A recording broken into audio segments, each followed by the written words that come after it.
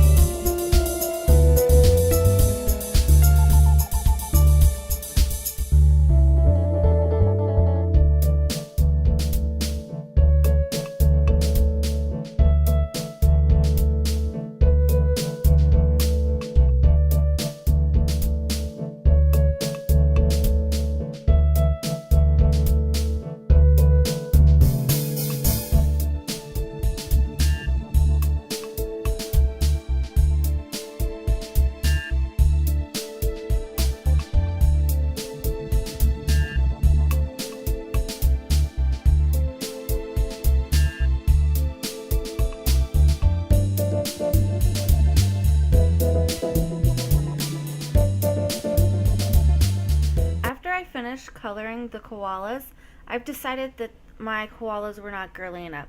Using 2 hip from the Sweet Stamp Shop, there's a cute little bow. I'm going to add it to this little koala.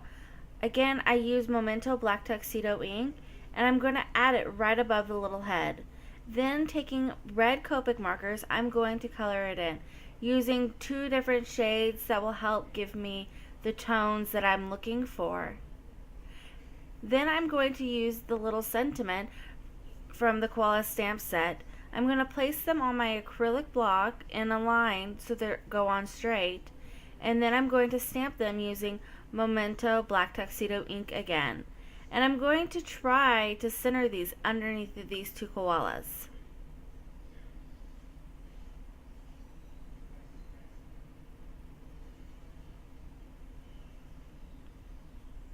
Next, I'm using Happy Birthday from Stinky Skunk, and I'm using Memento Black Tuxedo ink again. I'm trying to center this above the two koalas, but once I've stamped it and removed the stamp press, I've noticed that it is not centered. Next, taking Doodlebug twine, I'm going to decide how much string I want to wrap around the card, and then I'm going to cut it. After I've placed the string underneath of the card, I'm going to even it out, and then I'm going to cross it over and wrap it around the card for a second time.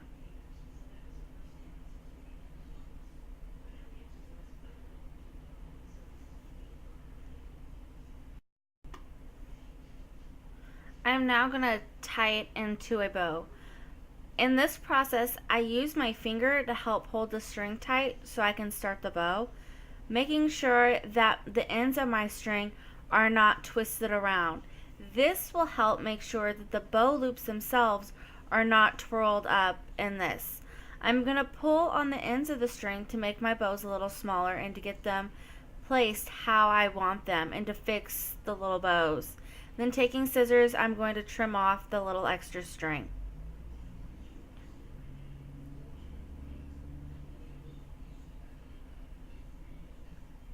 Using a Martha Stewart border punch, I'm going to punch the bottom of this card. I'm starting in the middle and working my way out to the ends. I then realized that this paper was thick and it was hard to punch. So after I was finished punching, I realized that I had left a little piece of paper that hung on to the card itself. To fix this, I just used a pair of scissors.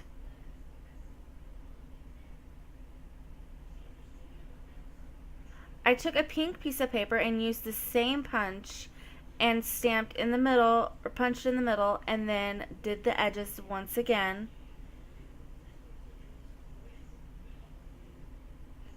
This piece is going to go on the inside of the card, so I took and trimmed it down to the size I needed it to be. Then I remeasured on the inside of my card to make sure it was going to fit how I wanted it. Using my ATG gun, I added adhesive to the back of it, and now I'm going to line it inside the card.